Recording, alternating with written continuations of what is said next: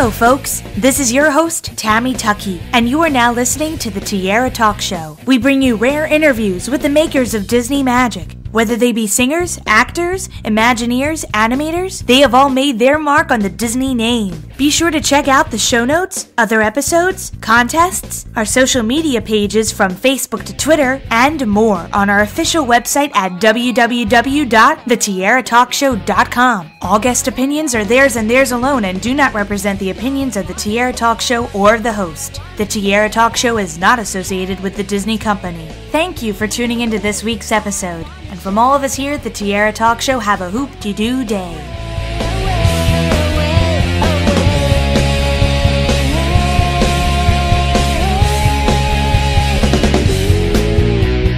I'm excited to welcome this week's Tiara Talk Show guest, Christina Vidal, to the show. Welcome, Christina. Thank you. It's really a pleasure to finally speak with somebody who I grew up watching on Freaky Friday, so I'm kind of nervous. So all of us kids, we thought it was the coolest thing in town. Still do. Thank you so much. You're very welcome, and I thought it would be really interesting to figure out how in the world, how did you get the first audition for this film? Because I know it was another up-and-coming film for Lindsay Lohan at the time, and, I would only assume everybody wanted to be a part of it. Well, I heard about it because the director of the film actually saw me in Taino, which is a show I had on Nickelodeon for a couple years, and he really liked me for the role and kind of brought me into, I kind of auditioned, but they kind of already knew that they wanted me for the part. So that was pretty cool. So it was a more relaxed setting. And yeah, I came in and I think I just did one audition on tape, and then shortly thereafter found out I got the role. I just remember that one audition with the director in the room. I don't remember if Lindsay and I had a chemistry read. I don't believe we did. We actually did some kind of like band rehearsals, sort of. That was really the first, like sort of like pre-production stuff. So just to get us to meet each other and learn to like fake play together, and so we met the other band members, and we had a couple of rehearsals in oh my gosh. Now I can't remember the name of that studio. I think it was AMP in North Hollywood. So that was kind of the first meet for the actors and the director, I believe, just to kind of get a feel of like, oh, what do we want this group to be like? And, what's your relationship like? And kind of get us to have a little chemistry before we actually started shooting. And then I don't remember what our first day of shooting was, like what scene it was. But I do remember, wait. Maybe I do remember because I was really nervous that day. I think it was the scene where we were all walking down the stairs and I had my shirt hiked up, and she had already switched with her mom. I remember seeing in the film at the very end with Ultimate, instead of you singing the lead role, it was Lindsay. So did you learn how to play the guitar for this role? Because I remember Lindsay said something that they did give her lessons. I don't know if they gave lessons to Haley or you. Yes, we all got lessons, but I think the only one who really took it like seriously and actually learned to play guitar by the end of the film was Haley. She actually could really play guitar by the time she was done, because she practiced even at home in between rehearsals and stuff. So, but no, I had no idea how to play guitar, but we had an awesome instructor who just taught us how to fake it really well.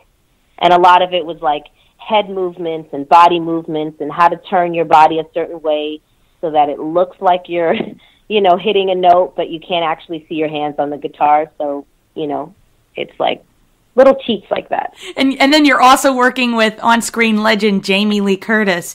And, like the behind the scenes that I've seen, it just looks like she's a lot of fun to be around. Oh, she was the mama of the set. She was like everybody's mom, so sweet, so funny, so kind. And she was really helpful in certain situations, where a lot of us, it was our first film, or it was, one of our first films, and she just came with a lot of experience and humility and wisdom. So that was really good to be around. But we definitely did a lot of other fun stuff behind the scenes, like we were always hanging out. Lindsay and I, especially, we hung out a lot. We got to know each other pretty well.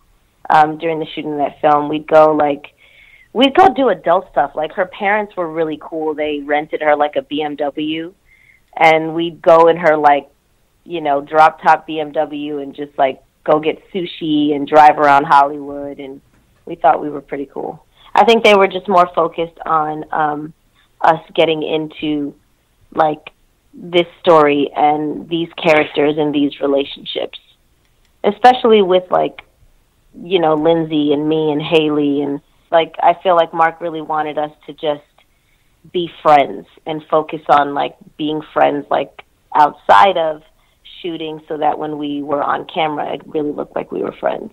And they gave you musical numbers to perform as the group Pink Slip, which I love that name. I didn't really know it until I was researching a little bit more. And yeah.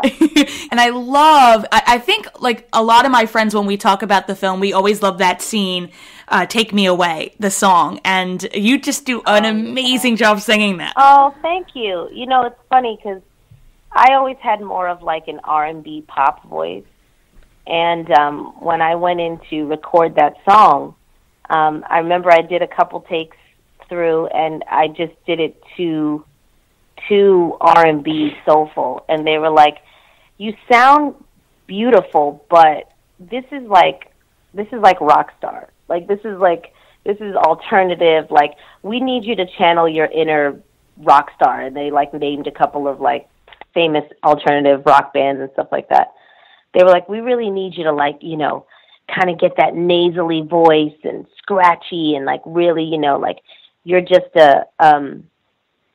she's a bad whiny teenager. Think like bad whiny teenager." And I thought, what the heck? I have no idea how to do this. And I thought I sounded ridiculous, which was interesting because they loved it. Like, I just sort of put on this, what I thought a rock singer sounded like, and started singing it like that, and they were like, "Yes, perfect." And I was like, seriously? I feel kind of ridiculous. It was so much fun, but it was probably the longest shooting day we had the whole film, because there were just so many moving parts. I don't know, probably 1,000. There was a lot of people because they had the upstairs and the downstairs. Everything was packed. It was like a real show. It was awesome. I felt like a rock star. It still works. Like, it just, all of it plays out so well. And speaking of it being 15 years, that means 15 years in 2018 for the film. Do you think maybe you'd like to do a reunion with the band Pink Slip, and also, with Mark, the director, and Jamie? Oh my gosh, that'd be awesome. Are you kidding me? I would love it. I just have one request, that they would never make me wear my hair like that again. Oh, but you look awesome. What are you talking about? Oh, horrible. Those 3 ponytails. Hey, it was so chic back then and fabulous. Well, thank you. Since you've been in TV shows and other films, do you have a different experience, working on a film as opposed to a TV show? Or it's a whole, the creative experience is different, and just the actual filming experience is different, because television is more like, how do I say it? It's more like this consistent building of a character that happens little by little. Whereas in a film, it's like everything's more condensed.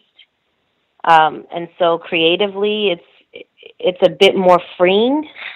I don't know how to really describe that, but I would just say that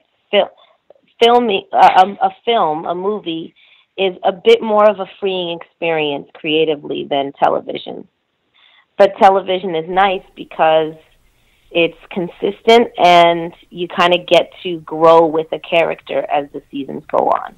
And Mark was really good about letting us just kind of, play around whatever came out. And it was cool because as we became closer, then we kind of had we had little inside jokes between us that we would use in the scenes. I can't thank you enough for being on the show, but before we end, I have 3 Disney-themed questions I ask each guest on the show, and I call them the Fab 3.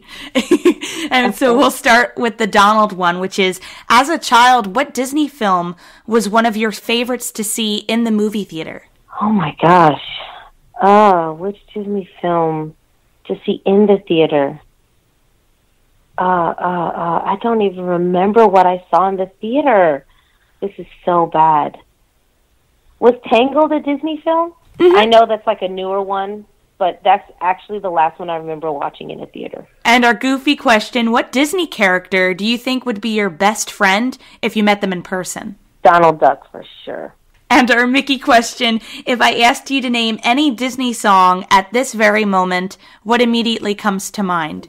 But who cares? No big deal.